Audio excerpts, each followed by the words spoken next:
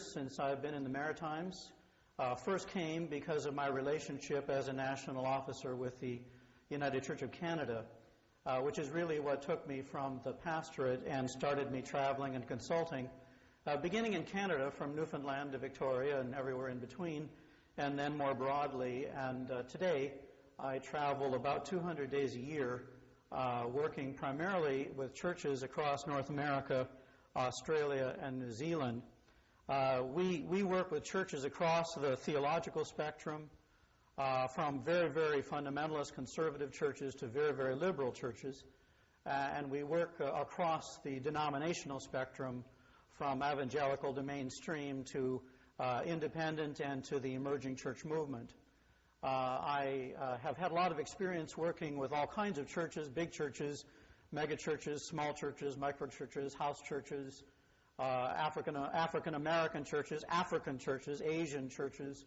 And I go into some length talking about that, hoping that something in that experience will connect with you and with your context. My hope is to engage you in some private conversations over the next 3 days. This particular format doesn't allow us to go very far in understanding your particular ministry context or your particular mission challenges. So I hope that in conversation I can get to understand you a little bit better. May I just ask for a show of hands before we begin, just to kind of get an idea of who all is here. How many of you are clergy in the room? Oh my, okay. And how many then are volunteers, laity in the room? And how many of you are Baptists in the room? And how many of you are other in the room? Okay. And I'll learn who you all are as we talk further together. One other question, please. How many of you are in congregations that worship fewer than 50 on a given Sunday? And how many of you are in congregations that worship between 50 and 100? Okay. And how many of you are in congregations that worship over 100? Over 200? Over 300? Over 400? Over 500? Terry, we'll see how long you keep your hand up. Go, keep going. And I think Terry's mathematics are different than some of ours, so that's okay. No, I appreciated talking with you, Terry, over dinner. That gives me a little bit of an idea of who you are, but only the very beginning. So today, I would like to introduce you to what I call the synergy of church growth. And I'm going to be fairly conservative as I do this and do it in kind of a traditional lecture format. Tomorrow we'll work more with our PowerPoint and be more dialogical over the next 2 times. I have given up anticipating which parts of my presentation are boring and which parts are stressful. And I expect, and I want you to tell me during the break, I assure you that I can be a good deal more stressful than I'm going to be in the next 3 evenings. My wife tells me I can also be a good deal more boring, if you would prefer. But I want to introduce you to the synergy of authentic church growth as I have come to see it among growing churches all over North America, Australia, and New Zealand today, and give you some sense of why and how churches grow, and then some sense of how you can grow and anticipate church growth. Tomorrow evening, I would like then to take a step back and look at the big picture of different kinds of churches at different stages of growth across North America, and try to give you some insight into the most significant leverage points or strategic or transitionary moves that you can make as congregational leaders, whether you're clergy or lay, to grow your church into God's mission in the future. And we'll talk more about the stresses and the challenges, the obstacles and the opportunities that you will face. And then finally, on the third lecture, I would like to share with you some insights around spiritual leadership and talk further about the growing crisis in North America and across the Western world, the growing crisis around the credibility of clergy in particular, and the challenge that we face to rediscover, reinvent, and redeploy ourselves as credible spiritual leaders in the emerging pagan world. That's where I'm going, and I hope most of you will be able to hang in there all 3 days, and I hope that we will have opportunities for conversation, and I hope that you will tell me when I have been boring, and I'll try to move a little faster, and when I have perhaps been too stressful or confusing and I need to slow down. You have a handout this evening which gives you a basic diagram that I'm going to be focusing all evening, and at least highlight some of the key points that I want to make. Authentic church growth can be summarized in just 2 words.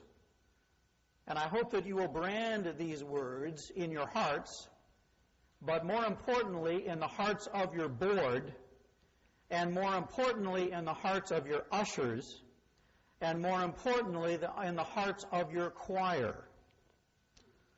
Deeper, further. Deeper, further.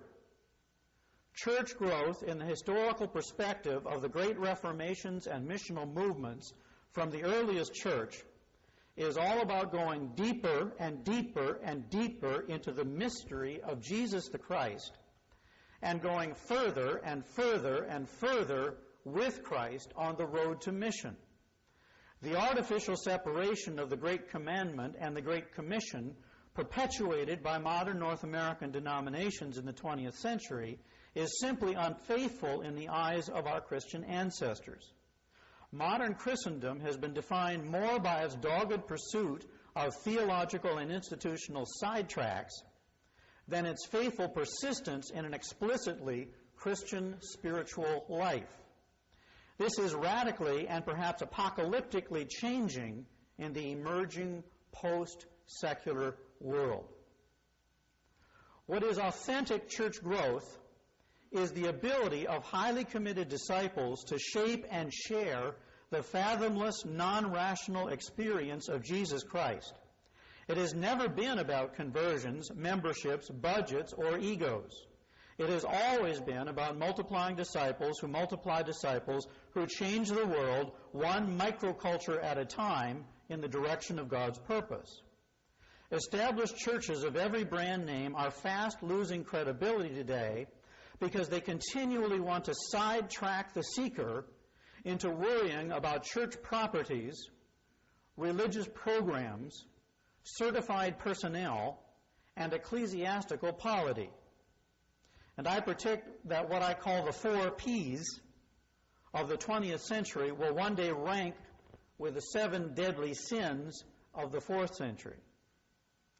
Authentic churches are growing precisely because they refocus the church back to spiritual companionship, lifestyle discipline, credible mentoring, and missional purpose. We are already discovering that in the bubbling cauldron of spirituality that is the post-secular world, and in which the established Christian church is now small potatoes, that any church really committed to going deeper and further in Christ through spiritual companionship,s lifestyle disciplines, credible mentoring, and missional purpose will grow numerically. Indeed, it will mirror the demographic diversity of the postal codes. Numerical growth is not an assurance of authenticity, but if you do not see it, the reason is more likely the unfaithfulness of the church than the indifference of society. At the heart of authentic church growth is a discipling process, like that on the screen. Churches do not grow simply because they have adequate parking, great music, charismatic preachers, or agreeable public policies. They grow because they have a system to transform, mature, and fulfill lives. If you look at that diagram, you will see the synergy of church growth, which we see repeated over and over again in emerging, growing churches all over North America, regardless of brand name, theological position, or ideological perspective. Any stranger to grace can enter that discipling process at any point. The key is that they move in a never-ending cycle from one point to another, and that this movement happens neither by chance nor by programming, but through deliberate intervention and coaching of mentors. The numerical measurement of success has nothing to do with overall worship attendance or membership, but rather in the percentages of people on the move with Christ to go deeper and further. In the fullness of a growing church, fully 60% of the youth and adults in any given worship service will participate later that week in some form of disciplined spiritual growth companionship. This compares to the meager 2 to 7% that is typical in most established churches of all denominational brand names in North America today. In the fullness of a growing church, fully 40% of the people in serious spiritual disciplines will be active personally, hands-on in outreach missions that they have incorporated into their busy lifestyles. These activities will be among non-church members anywhere in the postal code or the world, and they will simultaneously do good things and articulate their faith motivation for doing them, thus uniting evangelism and social action as two sides of the same coin. And this compares to the meager 0 to 5% of traditional church members. In the fullness of a growing church, fully 30% of the worshiping congregation will be seekers and other strangers to grace who have been invited and accompanied to worship as a direct result of their encounters and conversations with Christian disciples as they pursued personal mission for which they have been gifted and called. And this compares to a meager 0 to 2% typical of most established churches. Now, most church leaders I speak with are astonished at these percentages and deny that it is even possible to achieve them. They are not unlike the Pharisees, listening to Jesus' stern challenges to let the dead bury their own dead, and his audacious criticisms of the learned, affluent students of the Torah and parliamentary procedure, who ask, "But Lord, who then can be saved?" The secret is in the mentoring. If you refer to the chart, the secret of church growth does not lie in the programs in each of the bases in the diagram, but in the coaching represented by the arrows between them. Dying churches deploy a pastor or a handful of other professional staff to move people along in their spiritual growth. Even if they are committed to mentoring, which most are not, they are too few. Growing churches deploy gifted, called, equipped, and accountable laity or volunteers who are spiritually deep, missionally motivated, eager to talk, and courageous enough to confront Ananias and Sapphira. Listen carefully. I'm going to repeat this sentence a couple of times. Church growth happens when the church is wholly dedicated to leadership development rather than program management. Church growth happens when the church is wholly dedicated to leadership development rather than program management.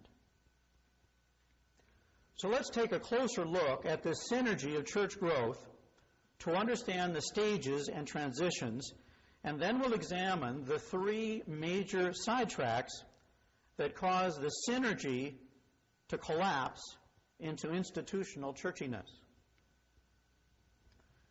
Life-shaping worship.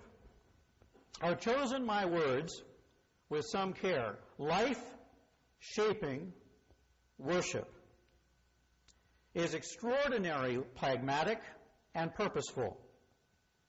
It is extraordinarily flexible about tactics, but rigorously aligned to mission. There are no sacred tactics. There is no sacred music. There are no sacred instruments. There are no sacred liturgies. There are no sacred floor plans. There is nothing sacred about how worship is designed. You just do what works. What is sacred is the purpose of worship, the results of worship, or the impact of worship to contribute to God's mission to redeem the world. Two decisive biblical texts define life-shaping worship. First, Micah denounced the supposedly good worship of his time and identifies the really sacred point of it all. Worship, he says, is not about personal abasement, sacrificial offerings, and heritage protection. It is about doing justice, loving kindness, and walking humbly with the Lord. Worship has never had anything to do with praising God, as if God wanted or needed our praise. Worship has always had to do with being godly, motivating faithful people to do the right thing, live the right life, and share the joy with strangers. The best way to praise God. Second, St. Paul dramatically rejects the good worship of the established religion in favor of the relevant life-shaping worship indigenous to the mission field. It happens in Corinth in Acts chapter 18, just after he mentors Priscilla and Aquila into the experience of Christ. He is faced with the intransigent judgment, and he literally removes himself next door to the private home of a Gentile named Titius Justus, bringing along the head of the synagogue, and he starts a wholly different alternative worship service. And faced with unremitting denigration from the traditional membership, God tells him in a dream, "Do not be afraid, but do not be silent, for I am with you, and no one shall attack you to harm you. For I have many people in this city." And immediately, the church swells with spiritually hungry, institutionally alienated strangers to grace, looking for mentors to take them deeper and further. Life-shaping worship is not designed for what people want, either members or non-members, but for what their broken, lost, lonesome, anxious, trapped, or victimized lives need. It is worship shaped by mission purpose, rather than aesthetic taste or personal preference. And generally speaking, when we survey the alternatives of worship in North America today, there are 5 basic kinds of worship: transformational, educational, inspirational, caregiving, and mission connectional. No single worship service can address more than 2 of these things at any time, which is why so-called blended worship rarely works long for church growth. Traditional established churches are pretty good at providing educational and caregiving worship, except they often educate people about things that fundamentally do not matter, and comfort people who, quite frankly, ought to be a heaven of a lot more stressed out. Transformational worship is rare because modern Christians, at least in North America, generally do not believe in the possibility of radical evil, or if they do, they are skeptical about even more radical grace. If God actually shows up for worship, it scares the daylights out of them. Worship rarely commissions, celebrates, and prays for the actual hands-on missions around which members have personally staked their financial stability and vacation plans. And worship may inspire, But to what end? Coffee hour? Life-shaping worship changes all that. The way to measure the success of life-shaping worship is to count how many significant conversations happen between mentors and seekers on any given Sunday morning. What is a significant conversation, you ask? It is a spontaneous conversation motivated before, during, and after worship about God's activity, my participation in it, spiritual yearning of the public, and the next steps of the gospel. As a rule of thumb, a growing church will experience at least 5 significant conversations for every one elder, board member, choir member, and band member, usher, and staff person, including the secretary and the custodian. 5 significant conversations per Sunday between a seeker and a mentor for each one of those people. You add it up. You do the math. If it is a significant conversation, it will be memorable. Gather the leaders of your church Sunday afternoon after worship and simply count.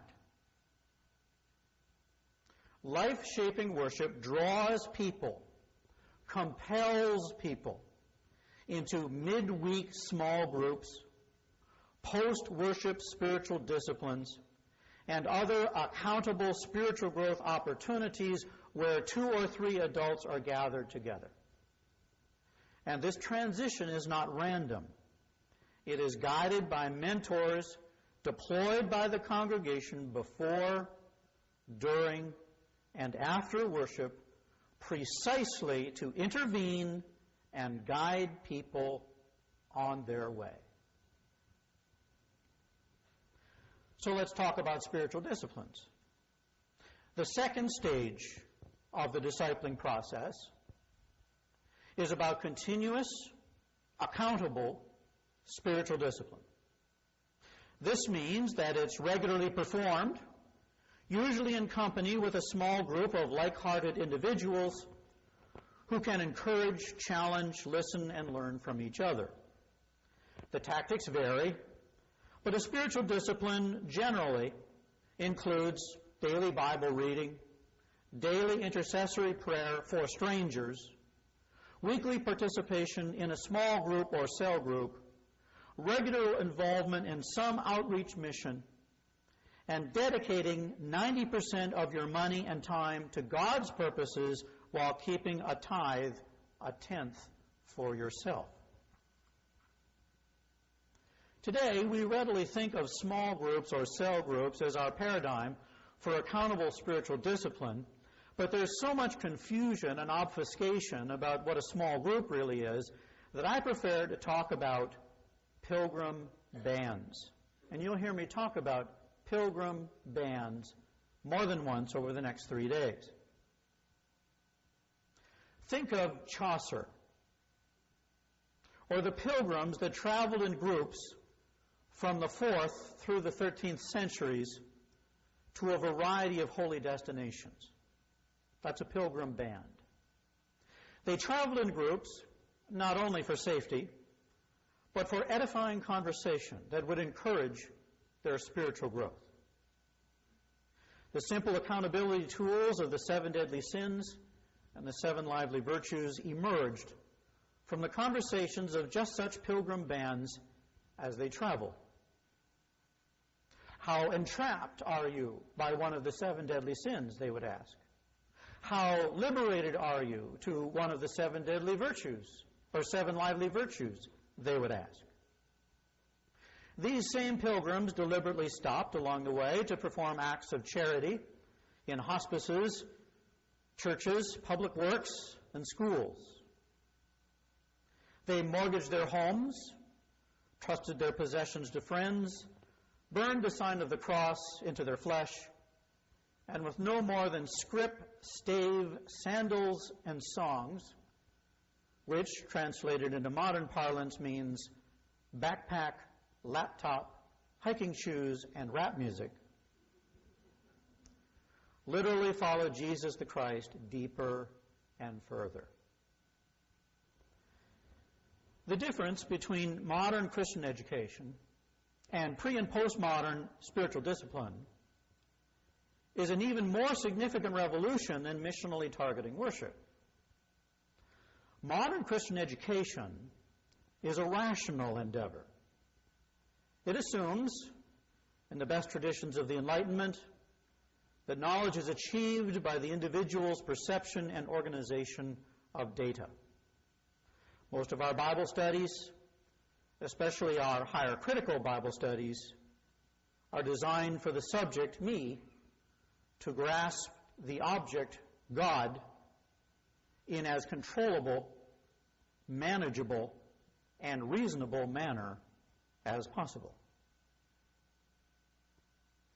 Spiritual discipline goes back to a more ancient understanding of knowledge as the merging of life in a higher, purer truth.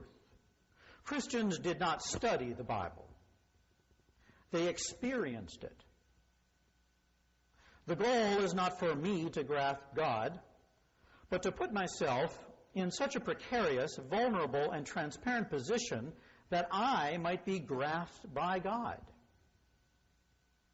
And this intuition that truth is bigger than concept has led to the demise of the Sunday school and the resurgence of the small group as the primary vehicle of spiritual growth today. Sunday school satisfied my curiosity. Small groups satisfy my spiritual yearning. At best, modern Christian education helps people discern their spiritual gifts, just as it helps people understand their personality type, their demographic roots, their time management strategy, and their potential skills. Christian education moves people efficiently into task groups and committees, understanding their duty to the church and ready to implement the ecclesiastical agenda. Pilgrim bands, on the other hand, move people into mission teams, submissive to a Christian lifestyle and ready to stake their lives on a higher purpose. Spiritual discipline is less about discerning spiritual gifts that you never knew you had than it is about receiving spiritual gifts that you never had in the first place. Grasped by God, the individual is transformed through the accountability of the small group. It is this new mix of reasonable conversation plus contemplative waiting, action reflection, intercessory prayer for strangers, and constant mobility that describes the inner working of the Pilgrim band. Indeed, it is the emerging mix of higher education in general that is no longer about, quote, going to college, but about, quote, making a collage of personal growth experiences. It depends on a peer group, not a standardized curriculum. It is geared to deliver personal fulfillment, not a steady job. And its fruit and driving force is not love for the church, but desire for God. The spiritual discipline of the Pilgrim band is a good deal scarier than the educational discipline of the Sunday school or the Bible study. It is less appealing, therefore, to hierarchies and bureaucracies. Denominations have as much difficulty controlling small groups as the 4th century Catholic diocese had controlling the monastic movement. Suddenly, you see, mission is no longer dictated from above, from the strategic planning and ideological debates of the experts. Suddenly, mission emerges from below and is elicited by the Holy Spirit from spiritually growing companionships. Now, this is more than prophetic. This is potentially apocalyptic. Nothing else can transform the world like a transformed life. In such an unmanageable learning environment as it is today, mentoring becomes even more crucial. Mentoring is both evocative and provocative. It evokes recognition of hidden resources and surprising opportunities. It provokes self-critical thinking and openness to disturbing realities. Most important of all, mentoring is opportunistic. It demands spiritually mature leaders who can instantly seize emerging opportunities for breakthrough insight, and coaches who can move people into different companionships and experiences to keep the momentum of constant personal growth going. So let's talk about mission action. This third stage in the discipling process is all about doing mission. It is motivated by worship. It is precipitated through spiritual discipline. Mission action in authentic church growth is not an extra tacked on to busy lives. It is intrinsic to the lifestyles of spiritually growing people. It is a natural extension of spiritual life. The exhale of love follows the inhale of spirit. Mission is not a project to accomplish, but a projection, a logical consequence, or a practical fruit of merging with Christ. So first, it's personal and passionate. Since mission emerges from spiritual growth rather than strategic planning, there is extraordinary personal ownership in a growing church.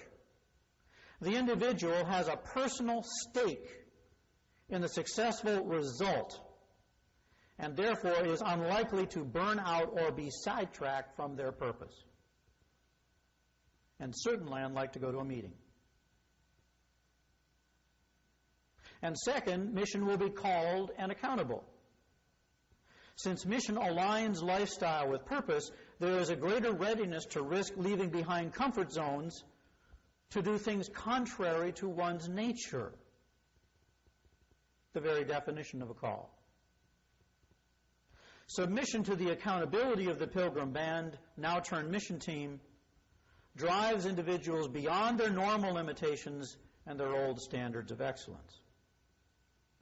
Mission in a growing church is any activity that simultaneously blesses a stranger with life and shares the faith motivation for doing so.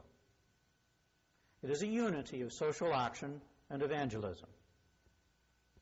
One does not do good stuff without sharing faith. One does not share faith without doing good stuff. The key word for mission action in authentic church growth is the word alignment. Team mission that emerges from the spiritual discipline of the Pilgrim Band is difficult to sidetrack toward other goals. Personal mission is rigorously, and I might well use the word ruthlessly as I think of Ananias and Sapphira. It is rigorously aligned with three levels of purpose: God's mission to redeem the world, the church's mission to multiply disciples, and the team mission to leverage as much positive change in order to reach that end. Christians in an authentically growing church invest so much and take so many risks that friends and family are bound to ask, why? Why give so much? To create positive change as quickly as possible. Why create change? To multiply disciples. Why is it important to multiply disciples? To redeem the world. The primary responsibility of the Pilgrim Band is to guard this alignment as rigorously and sometimes ruthlessly as possible. Mission action, by its very nature, invites strangers to grace, to the place and people where grace can be experienced. This is yet another form of mentoring. This time, the desire to help seekers experience personal transformation in their own way for their own needs. Of course, it would be a betrayal of the stranger's trust to promise an experience of grace specific to their needs and then fail to deliver it with a worship service designed to do something else. Mission action completes the synergy of authentic church growth by drawing strangers to grace toward a transformational encounter with the divine. At this point, if I were in a very high-tech environment, we'd play some meditative music and think about it for a while. But I invite you to carry on with me, and let's explore the sidetracks to the spiritual life. And if you can, we'll answer questions after we're done, and then during our refreshment time later this evening. But it is vitally important not only to understand the synergy of church growth, but to begin to understand the sidetracks into which the traditional church constantly is tempted and which is leading to an overall, ever-accelerating decline of church participation all across North America. The description of the synergy of authentic church growth has provided quite an ideal picture. It can be argued that all denominations began with just such synergy, and the story of their decline represents the disintegration of that synergy. The more churches and church leaders replicate the stages and mentoring of this synergy, the more the church grows in the emerging post-secular world. The more churches and church leaders fail to replicate this synergy, the more they decline. It is important to note that in the fast-paced, highly mobile, competitively pagan world of today, that growth or decline can be sudden and precipitate. It used to take years to build and years to decay. But that is true no longer. It can happen overnight.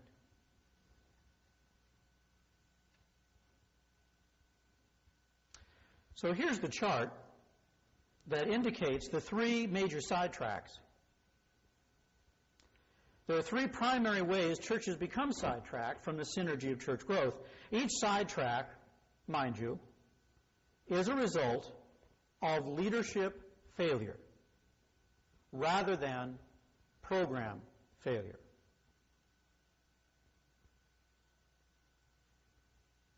And in this, clergy and lay leaders, boards, choirs, ushers, and anyone in the leadership must take church decline very personally. Sidetracks happen not because the stages of church growth don't work, but because the mentoring in between the stages breaks down. For years, the modern church trained leaders for the stages of church growth, but utterly failed to train leaders to mentor the transitions from one stage to another. The ancient world, the world of the mission to the Gentiles, did it right. They grew leaders who knew how to mentor rather than leaders who knew how to manage. So let's talk about the first sidetrack, the sidetrack of membership privileges. This is the sidetrack that blocks people emerging from life-shaping worship to enter spiritual disciplines. This first sidetrack to authentic church growth is that Christians fail to enter serious partnered spiritual disciplines and become obsessed with membership privileges.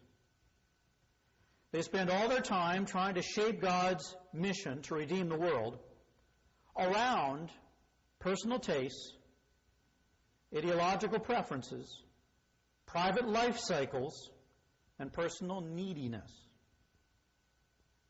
The sidetrack is pervasive and insidious, creeping into every aspect of church life.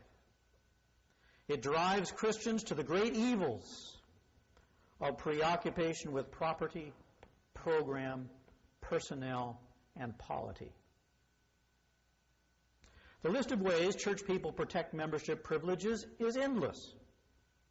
Every debate about sacred music, worship space, renovation, property rental, wedding policy, Sunday school curricula, youth programming, public policy, and staff deployment easily becomes a quarrel between members seeking privileges. The church should serve my food groups after worship, play my kind of music, visit my parents in the hospital, agree with my political perspective, and most especially, give my daughter a financial break on her wedding day. There are 4 primary symptoms of membership privilege. Number 1, pastor dependency. Churches sidetracked into membership privilege rely on paid staff to do the whole work of ministry. Job descriptions become unwieldy task lists overseen by redundant levels of bureaucracy, linked to constant reporting and approval. And as the laity grow lazier, the clergy get busier. Left unchecked, dependency becomes codependency, as the so-called happy pastoral relationship becomes defined by needy people sustained by clergy with a need to be needed through all the life cycles until they die. Second sign of membership privilege, demographic indifference. Churches sidetracked into membership privilege are generally unaware of the demographic trends, lifestyle segments, and ever-changing affinity groups in their primary mission field. This mission field is defined today by the average distance people are willing to drive to work and shop. The diversity of that mission field is not mirrored by the inclusiveness of the membership. Left unchecked, indifference becomes prejudice as the church lingers in denial and focuses on the homogeneity of being one happy family. Third sign of membership privilege, standalone worship. Churches sidetracked into membership privilege regard worship as the single Christian faith and fellowship moment in their week. It provides time to socialize with friends and pay dues for services rendered, and powerfully motivates members to attend meetings. Left unchecked, fully 33 to 75% of the members do not even feel it important to participate in worship at any given time. Fourth sign of membership privilege, harmony at all cost. Churches sidetracked into membership privilege confuse irresponsibility with mercy. Hundreds of strangers may fail to connect with the church, but the church will agonize over the possibility that 1 or 2 members might leave the church. And left unchecked, the church accepts the most outrageous behavior from members and the most bizarre statements from the pulpit in the name of family. The sidetrack of membership privilege is the fundamental attitude of me first. First, the church pays for their own institutional expenses, and if there is any money left over, they might give it away. First, the clergy visits the members and they're sick, and then if they have any time left over, they mingle with the public. First, the members spend time at work and play, transporting children to amateur sports and looking after their own interests, and then if they have any time left over, they play with spiritual disciplines. And the only way to break the compulsion for membership privilege is spiritual discipline. Precisely what declining churches refuse to do. The real key lies in leadership development and deployment. Staff, including pastors, custodians, and secretaries, and core volunteers, including boards, trustees, and worship leaders, must model the spiritual life and mentor members into intentionally designed affinity groups that hold people accountable for spiritual growth. Leaders vigorously address the 4 symptoms of membership privilege by focusing the missional urgency of clergy, sensitizing the board to demographic realities, training worship designers to develop indigenous and mission-driven worship, and strategically disharmonizing the church. let's talk about the sidetrack of committees and task groups. The second sidetrack for authentic church growth is that Christians fail to follow spiritual disciplines into mission action. Spiritual gifts discovery is not taken far enough to include mentoring to discern personal mission. Members satisfy their curiosity, they understand the Bible, they learn their personality types and their gift sets, they learn to love the church, but then they are sidetracked to fill committee vacancies. Their spiritual gifts are co-opted to implement the mission agenda of the institution, rather than focused to fulfill a personal destiny. When personal gifts are used to implement someone else's agenda, burnout is the inevitable result. Committees and task groups are actually designed today to limit the power of individuals or pilgrim bands to discern, design, implement, and evaluate mission. In other words, the mission agenda of the church is controlled by the expertise, certification, or strategic planning of professionals or duly elected officers of the institution. To be sure, this is not how the top of the bureaucracy understands it. They feel that committees and task groups are the working units necessary to get anything done. This is true only in the sense that committees and task groups implement the mission agendas discerned and designed from above and allow people from above the power to evaluate success. The underlying issue here is trust.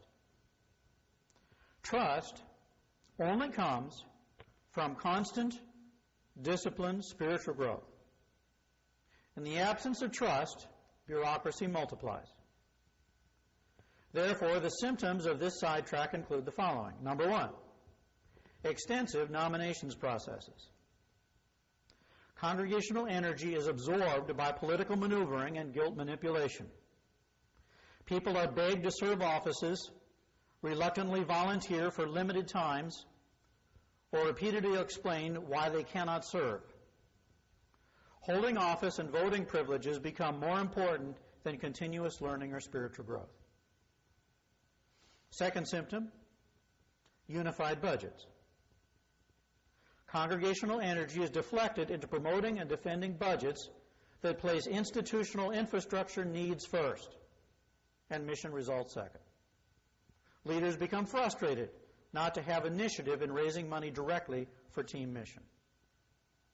And the third sign is frequent reporting. Leadership energy is diverted to liaisons and meetings, otherwise known as consensus management. It takes the average annual meeting 4 hours of heated debate to change the color of the sign on the front lawn. Members are drawn into redundant layers of meetings as decisions are debated, researched, deferred, and debated all over again. Now, the only way to break the compulsion for committees and task groups is volunteer empowerment. This means that leaders mentor members to understand clear boundaries of core values, bedrock beliefs, vision, and mission, and then equip pilgrim bands to take responsibility to discern mission opportunities, design mission strategies, implement mission tactics, and evaluate mission results. Mission teams can then be trusted to get results, provided they stay within the boundaries, without requiring the supervision of a bureaucracy or the tactical agreement of all the members. And now finally, the third sidetrack. The final sidetrack for authentic church growth is that members do good works, but fail to share their faith motivation for doing them. There is no communication of faith, no sharing of the experience of Christ, no invitation to come and be touched by grace, and therefore no invitation to come to life-shaping worship. Church members emerge from spiritual growth disciplines, perhaps having discerned both gifts and calling, but they spin away from the church to join other nonprofit organizations or social service projects. Worship becomes practically irrelevant to social service. just as the experience of Christ seems to be irrelevant to their good work. I say seems to be because, in fact, a profound thanksgiving for grace and experience of Christ often continues within the heart of the servant. It's just not shared. Why? Why isn't it shared? The most common modern response, which is to say, quote, actions speak louder than words, unquote, is so patently false in the contemporary world that surely something else must be causing church members to short-circuit the discipling process. It is as if 14th century nuns were to die nursing victims of the plague without ever making the sign of the cross. Well, there are 4 reasons. First reason faith is not shared is the fear of offending others. Church members still assume a secular world in which atheists will demand their right to ignore God. And they seem to be unaware that the secular world died. And the world is a highly spiritual world in which seekers are looking for meaning. Second reason they don't share faith, they have a fear of embarrassing themselves. Church members are anxious about the poverty of their own faith, or embarrassed that the worship service they might invite people to attend, in fact, is lifeless rather than life-shaping. Third reason they don't share faith, they have a fear of confronting fresh questions. Church members fear that the intentional juxtaposition of faith and reality might raise questions about life, death, God, meaning, and hope that they cannot answer for themselves or their questioners. And then finally, there's the fear of paying the price of discipleship. Church members fear the financial, relational, legal, or existential repercussions of being publicly identified as Christian. They fear martyrdom and choose to be silent. Once again, the only way to break out of mere philanthropy is to provide mentors who can participate in the action, reflection, risk, failure, learn world of the entrepreneurial missionary. A consciousness-raising program and an activism strategy will not help. Mentors must be readily available to interpret the pagan world and reassure the possibility of life-shaping worship. And most of all, mentors will guide anxious and fearful servants to resolve the questions and confront the risks of being Christian in an unfair and violent world prejudiced against Christian faith.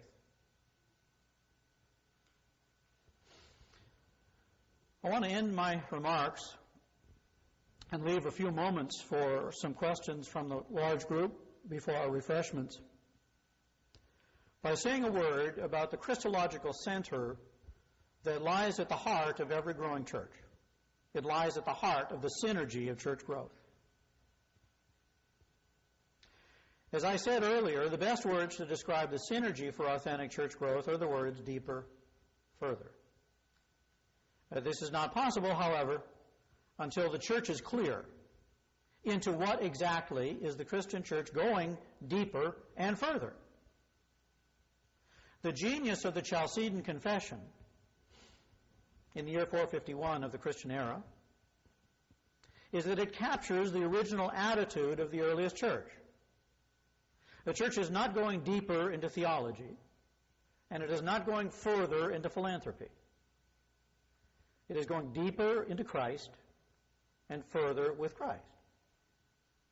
The heart of the gospel is Jesus Christ, fully human and fully divine, infinite paradox, yet crucial for abundant and eternal life.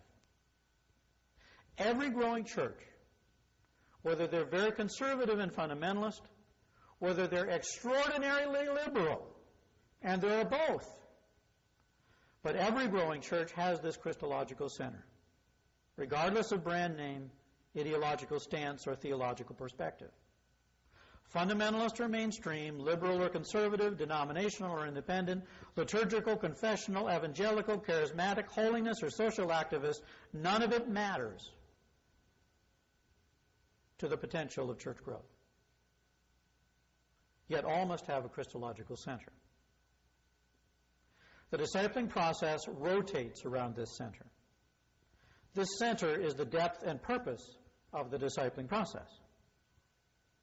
Take away the center and the church will sidetrack into a fellowship club, educational institutions, or social service agencies with overhead costs that will make them non-competitive with other agencies. The most recent trend in church planting and multi-site worship and in worship design is called the incarnational church. This may sound redundant. Are not all churches by their very nature incarnational? Certainly not. The more churches sidetrack into mere fellowship gatherings, mere heritage societies, and mere philanthropic agencies, the less they speak of Christ. Yet the recovery of incarnational church from its ancient beginnings is more than just a discipling process. It is the purposefulness with which they help people experience the real presence, the immediacy, or the touch, voice, scent, taste, and breath of Jesus the Christ. These are churches that go beyond dogma to experience and beyond conversion to participation. Their object is to literally, not just metaphorically or figuratively, be in companionship with Christ.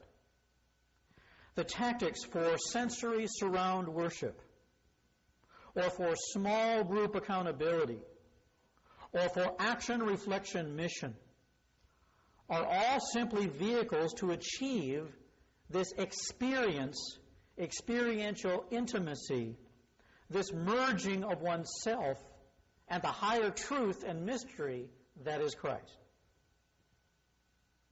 And what of the post-secular public out there? Are they attracted to the incarnational church? Are very busy, dual career, highly skeptical, rarely guilty, incredibly selfish spiritual seekers ready to experiment with the incarnational church and invest huge amounts of time and energy in a discipling process? All across North America, the answer is increasingly yes. And that public will connect with the experience of Christ in 6 distinct ways. Number 1, broken people long for the Christ who heals. Number 2, lost people long for the Christ, the spiritual guide. Number 3, lonely people long for Christ, the perfect human and the perfect friend. Number 4, victimized people long for Christ, the vindicator. Number 5, anxious people long for Christ, the promise keeper and the giver of hope. And number 6, addicted people long for Christ, the new being, the apocalyptic one, who can rescue me from my world of death. 6 kinds of seeking public, 6 kinds of experience of Christ. Insofar as your church deploys mentors who can help seekers find one of those experiences of Christ, your church grows. And insofar as your church only has programs or great music or adequate parking and neglects the growth and deployment of mentors who will guide people in the discipling process, your church dies.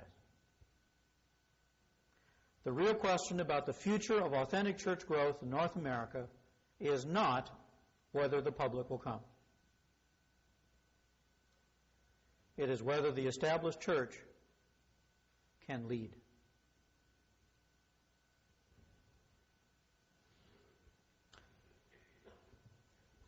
Thank you for hearing me out in my first rant about the church.